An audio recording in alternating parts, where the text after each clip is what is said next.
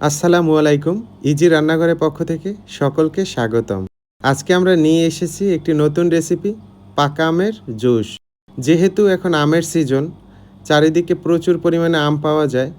তো আমি আপনাদের সাথে শেয়ার করছি কিভাবে আপনারা সহজ উপায়ে আমের জুস বানিয়ে নিতে পারেন। এবং আমরা যে বাজার থেকে বিভিন্ন ফ্রুটিকা বা এই টাইপের পানীয়গুলো কিনে খাই আমের, আসলে এতে কিন্তু আম থাকে না।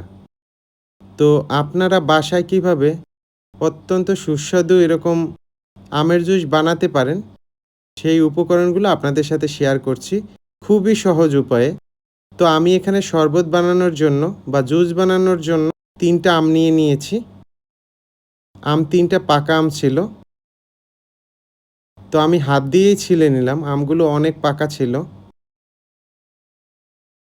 আপনারা হাত দিয়েও ছিলে নিতে পারেন বা ছুরি থাকলে ছুরি দিয়ে ছিলে নিতে পারেন। তো হাত দিয়ে বেটার হবে এবং হাত দিয়ে যদি মেখে নেন তাহলে আমি মনে করি যে আরও বেশি ভালো হবে। যদি আমগুলো এরকম পাকা হয় তাহলে হাত দিয়েই মেখে নেবেন, তাহলেও অনেক সুবিধা হবে। আর যদি আমটা একটু শক্ত হয় সেক্ষেত্রে আপনারা ছুরি ব্যবহার করতে পারেন, ছুরি দিয়ে পিস পিস করে দিবেন। তো আমি এখানে কিছু পিস পিস করে দিয়েছিলাম। তো এটা চাইলে হাত দিয়েও করা যেত। এই যে দেখেন আমি ৩টা আম ছিলে নিয়েছি এখানে। এখন আমগুলো আমি একটা ছুরি দিয়ে কেটে নিচ্ছি। আমগুলো এতটাই পাকা, এটা ছুরি ব্যবহার দরকারও হয় না। হাত দিয়েও ম্যাশ করা যায়। আপনারা হাত দিয়েও করতে পারবেন যদি এরকম পাকা আম হয়। পাকা আমের কিন্তু অনেক গুণাবলী রয়েছে। বিশেষ করে ক্যান্সার থেকে রক্ষা করে পাকা আম। কোলেস্টেরল নিয়ন্ত্রণ করে। যারা কোলেস্টেরল সমস্যায় ভুগতেছেন তারা পাকা আমটা খেতে পারেন। ত্বকের যত্নের জন্য কিন্তু অনেক ভূমিকা রাখে পাকা আম। যাদের চোখে সমস্যা রয়েছে তারা পাকা আমটা খেতে পারেন। এটা কিন্তু অনেক উপকারী। অনেকের দেখবেন যে রাতে ঘুম হয় না ভালো, অনিদ্রায় ভোগেন। তাদের জন্য বলব যে আমটা আপনারা খান। পাকা আমটা কিন্তু ঘুমের জন্য অনেক ভালো। রোগ প্রতিরোধ ক্ষমতা বাড়ায়। আমাদের শরীরের যে রোগ প্রতিরোধ সিস্টেমটা রয়েছে এটা অনেক উন্নত করে শরীরের জন্য। তো পাকা আমটা খাওয়া উচিত। বিশেষ করে মানসিকভাবে প্রশান্তি দেয় পাকা আম। তো যেহেতু সিজন আপনারা আমটা এমনিতেও খেতে পারেন আর কেউ চাইলে জুস করে খেতে পারেন। দেখেন আমি কিছু আম হাত দিয়েই ম্যাশ করে নিচ্ছি। আপনারা বেশি পাকা আম হলে এভাবেই করে নিতে পারেন। তো এবার আমি এর মধ্যে কিছু উপকরণ ব্যবহার করব। আমি এখন দিয়ে দিচ্ছি চিনি। আম যদি মিষ্টি একটু কম হয় চিনির পরিমাণ একটু বেশি দিবেন, আর না হয় চিনির পরিমাণটা কম দেবেন। দিয়ে দিলাম আমি বিট লবণ।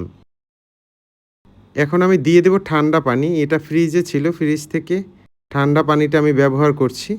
আমি একটু ঘন টাইপেরই শরবতটা করব। যদি কেউ একটু পাতলা করতে চান সেক্ষেত্রে একটু পানির ব্যবহারটা বেশি করবেন। আর অবশ্যই বরফ কুচি দিয়ে যদি পরিবেশন করেন তাহলে আরও ভালো হবে।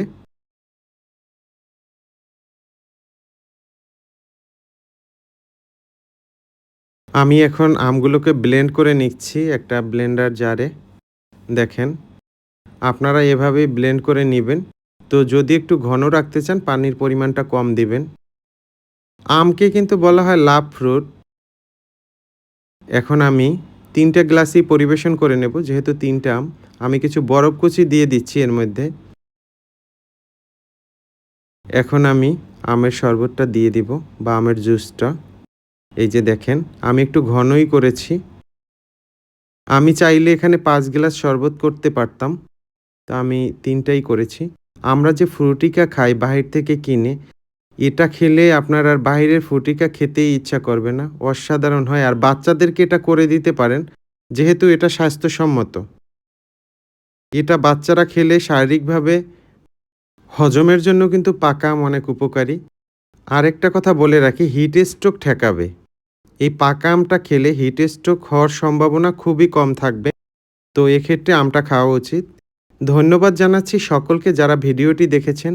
আমাদের চ্যানেলে যারা নতুন রয়েছেন তারা অবশ্যই চ্যানেলটিকে সাবস্ক্রাইব করে দিবেন। বেল আইকনটি অন করে দিবেন। পাশে থাকবেন।